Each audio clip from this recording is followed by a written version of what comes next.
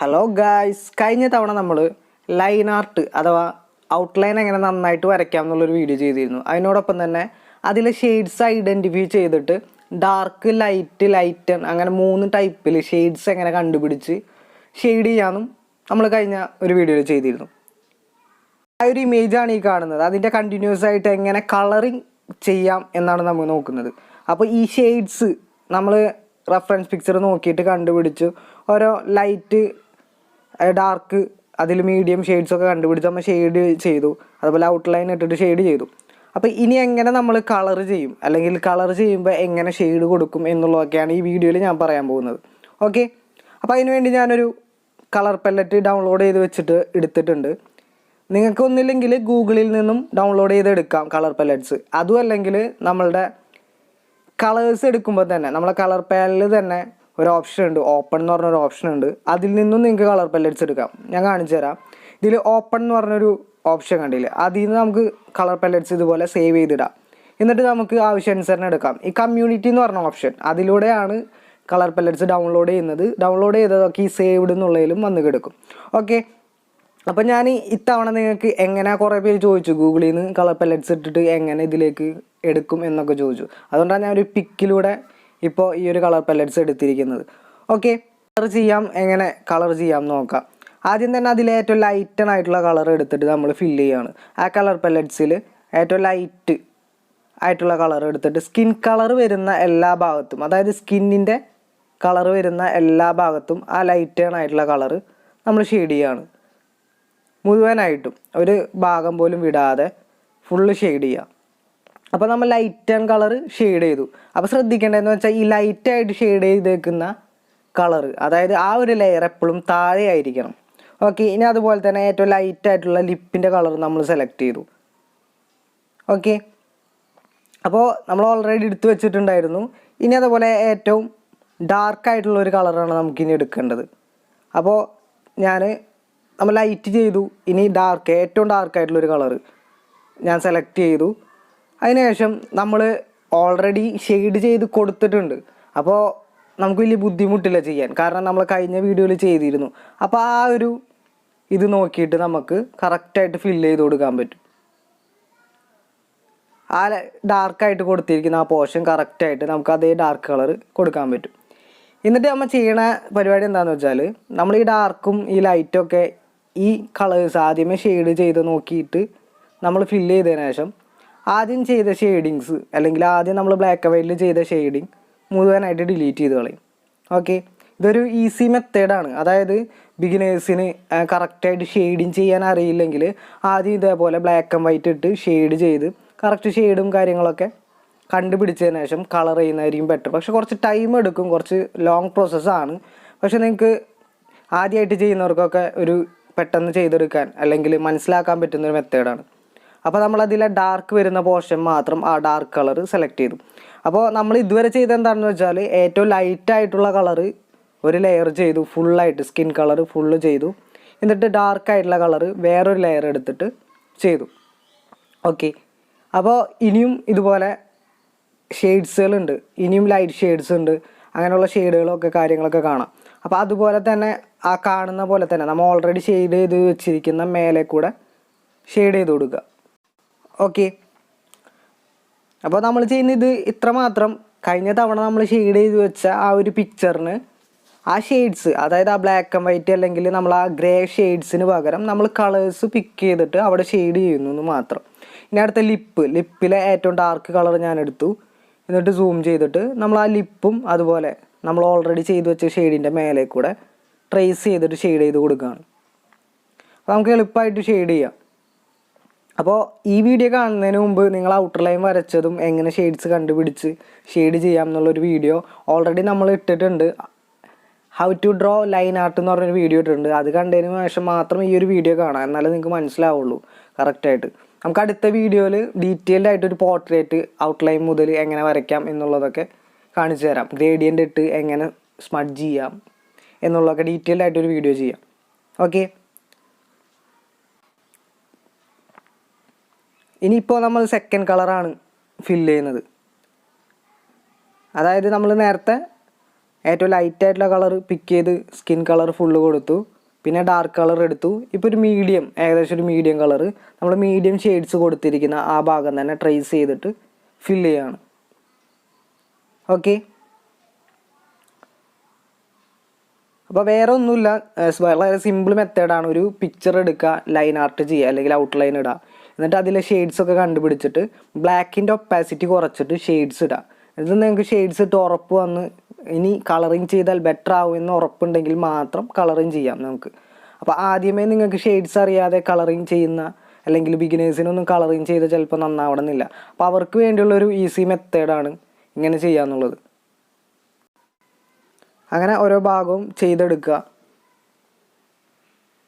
ഇപ്പോൾ ഏകദേശം നമ്മൾ 3 കളേഴ്സ് അപ്ലൈ ചെയ്തു, അതായത് ഡാർക്ക്, മീഡിയം, ലൈറ്റ്. ഇനി ഒരു കളർ ഗ്രേഡും കൂടി അപ്ലൈ ചെയ്യാം നമുക്ക്. അപ്പോൾ കുറച്ചുകൂടി ബെറ്ററായിട്ട് നമ്മളുടെ പിക്ചർ വരും. ഓക്കെ, അതുപോലെ തന്നെ ലിപ്പിനും ഏകദേശം ഒരു മീഡിയം കളർ നമുക്ക് കൊടുക്കാം. ഒരു കളർ സെലക്ട് ചെയ്തിട്ട് കൊടുക്കാം. അപ്പോൾ ഏകദേശം നമ്മൾ ആദ്യം ചെയ്തിരുന്ന ആ ഷെയ്ഡ്സൊക്കെ ഞാൻ ജസ്റ്റ് ഒന്ന് ഹൈഡ് ചെയ്യുകയാണ്. അതായത് നമ്മൾ ബ്ലാക്ക് ആൻഡ് വൈറ്റിൽ ലൈൻ ആർട്ട് ചെയ്തിരുന്ന ടൈമിൽ ചെയ്ത ഷെയ്ഡ്സൊക്കെ ഒന്ന് ഹൈഡ് ചെയ്യുമ്പോൾ നമുക്ക് ഏകദേശം നമ്മൾ ഇത്ര നേരം ചെയ്ത പ്രോസസ്സ് കാണാൻ പറ്റും. കണ്ടോ? അപ്പോൾ ഇത്രയാണ് നമ്മൾ ചെയ്തു വച്ചിരിക്കുന്നത്. ഇതുപോലെ തന്നെ നമുക്ക് ക്ലോത്തും ഷെയ്ഡ് ചെയ്തെടുക്കാൻ പറ്റും. കാരണം നമുക്ക് ഓൾറെഡി നമ്മൾ ഷെയ്ഡ് ചെയ്ത് ബ്ലാക്ക് ആൻഡ് വൈറ്റിൽ ഷെയ്ഡ് ചെയ്ത് വെച്ചിട്ടുണ്ട്.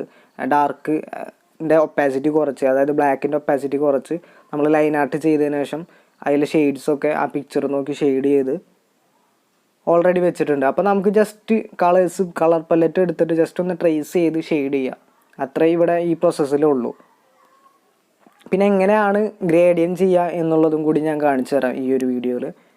ഹെയറിൽ നമ്മൾ ഹെയർ വരയ്ക്കുമ്പോൾ ഗ്രേഡിയൻ ചെയ്യുന്നതും. ഓക്കെ, അപ്പോൾ ഇത് അവസാനത്തെ സ്റ്റെപ്പാണ്. നമ്മൾ ഇപ്പോൾ ഏകദേശം 4 കളേഴ്സ് പിക്ക് ചെയ്തു. ഒന്ന് ഏറ്റവും ലൈറ്റായിട്ടുള്ള കളർ നമ്മൾ സ്കിൻ കളർ ടോട്ടലായിട്ട് കൊടുത്തു. പിന്നെ ഡാർക്ക് കൊടുത്തു, മീഡിയം കൊടുത്തു. ഇപ്പോൾ അതിനേലും കുറച്ചുകൂടി ലൈറ്റസ്റ്റ് ആയിട്ടുള്ള കളറാണ് കൊടുക്കുന്നത്.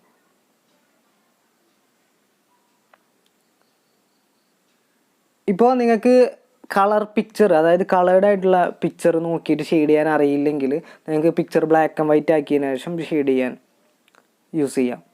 അപ്പോൾ കുറച്ചും കൂടി നിങ്ങൾക്ക് ആ ഷെയ്ഡ്സും അതുപോലെ തന്നെ ആ ഡാർക്കും ലൈറ്റ് പോർഷനൊക്കെ കണ്ട് മനസ്സിലാക്കാൻ പറ്റും. ഏറ്റവും നല്ലത് നിങ്ങളുടേതായിട്ടുള്ളൊരു ശൈലിയിൽ ഷെയ്ഡിങ്ങും കാര്യങ്ങളൊക്കെ പഠിച്ച് ഇമ്പ്രൂവ് ആവുന്നതായിരിക്കും ബെറ്റർ. ഓക്കെ, അപ്പോൾ നമ്മളെ പ്രോഗ്രസ് കാണാം നിങ്ങൾക്ക്. അപ്പോൾ നമ്മൾ ഇത്രയേറെ ഷെയ്ഡ് ചെയ്തത് ആ ഒരു പിക്ചർ, അതായത് നമ്മൾ നേരത്തെ ഷെയ്ഡ് ചെയ്തിരുന്ന ആ ഒരു ഗ്രേ അല്ലെങ്കിൽ ബ്ലാക്ക് ആൻഡ് വൈറ്റിൽ ഷെയ്ഡ് ചെയ്തിരുന്ന ആ ഒരു പിക്ചർ നോക്കിയിട്ടാണ്. ഇനി നമുക്ക് ഇതിൻ്റെ ഒറിജിനൽ പിക്ചർ എടുക്കാം. കളേർഡ് ആയിട്ടുള്ള ദുൽഖർ സൽമാൻ്റെ ഒറിജിനൽ പിക്ചർ സേവ് ചെയ്തിട്ടുണ്ട്, അതെടുക്കാം. അതെന്തിനെടുത്തതെന്ന് വെച്ചാൽ നമുക്ക് ഹെയറിന് ഡീറ്റെയിൽസും കാര്യങ്ങളൊക്കെ കൊടുത്തിട്ടില്ല.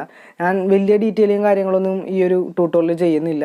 നമുക്ക് അടുത്തൊരു ട്യൂട്ടോറിയലിൽ നല്ല ഡീറ്റെയിൽഡ് ആയിട്ട് തന്നെ കാര്യങ്ങൾ പറഞ്ഞുതരാം. ഓക്കെ, പിന്നെ ഈ ട്യൂട്ടോറിയൽ ചെയ്യുന്ന പ്രത്യേക കാരണം എന്ന് വെച്ചാൽ നമ്മൾ ലൈൻ ആർട്ട് ചെയ്തിട്ടപ്പോൾ കളർ കൊടുക്കുന്ന വീഡിയോ കൂടി ഇടും എന്ന് പറഞ്ഞിരുന്നു. അപ്പോൾ അതെങ്ങനെ കളർ കൊടുക്കാം എന്നുള്ളതും കൂടിയാണ് കാണിച്ചു തരുന്നത്. നമ്മൾ നേരത്തെ ബ്ലാക്ക് ആൻഡ് വൈറ്റിലാണ് ചെയ്തിരുന്നത്.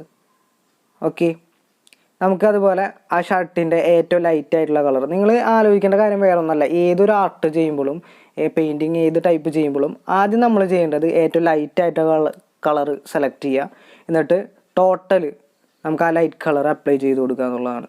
പിന്നീട് അതിൻ്റെ മേലാണ് മീഡിയം ഡാർക്ക് കളേഴ്സൊക്കെ അപ്ലൈ ചെയ്യുന്നത്. അപ്പോൾ അതുപോലെ തന്നെയാണ് ഇവിടെയും ചെയ്യുന്നത്. ഇപ്പോൾ നമ്മൾ ഷർട്ടിൻ്റെ ആ ഒരു ജാക്കറ്റിൻ്റെ ഏറ്റവും ലൈറ്റായിട്ടുള്ള കളറാണ് നമ്മളിപ്പോൾ ഇവിടെ സെലക്ട് ചെയ്തിരിക്കുന്നത്. ഇനി നമ്മൾ നേരത്തെ ഓൾറെഡി ചെയ്ത് വെച്ച ആ ഷെയ്ഡിങ് നോക്കിയിട്ട് ഓരോ കളർ അതിനനുസരിച്ച് ഗ്രേഡ് മാറ്റിയിട്ട് കൊണ്ടുവരും. ഓക്കെ, അപ്പോൾ കണ്ടോ, നമ്മൾ ഓൾറെഡി ആ ബ്ലാക്ക് ആൻഡ് വൈറ്റിൽ വെച്ച ഷെയ്ഡ് അത് നോക്കിക്കഴിഞ്ഞാൽ നമുക്കറിയാം എവിടെയൊക്കെയാണ് ഡാർക്ക്, ലൈറ്റ്, അതുപോലെ മീഡിയം കളറൊക്കെ കൊടുക്കേണ്ടതെന്ന്. അതുപോലെ തന്നെ ആ ഒരു യെല്ലോ കളറിനെ നമ്മൾ ആ വാല്യൂ ചെറുതായിട്ടൊന്ന് മാറ്റിയിട്ട് ആ ഒരു ഷെയ്ഡിങ്സ് നോക്കിയിട്ട് നമുക്ക് വീണ്ടും വരയ്ക്കാം. അത് തന്നെ ട്രേസ് ചെയ്ത് വരയ്ക്കാൻ പറ്റും.